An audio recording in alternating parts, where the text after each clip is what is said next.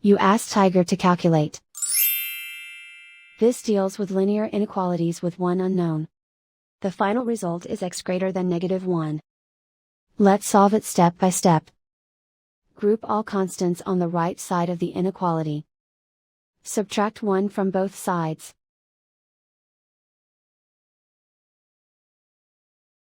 Simplify the arithmetic.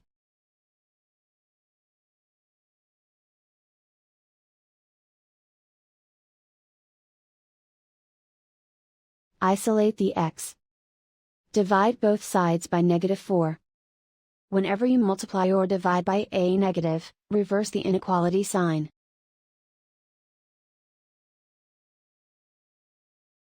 Cancel out the negatives.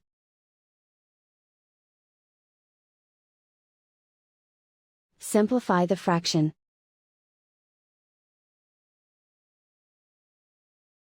Move the negative sign from the denominator to the numerator.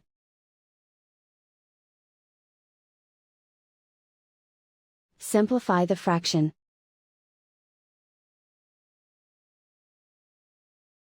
Plot the solution on a coordinate grid.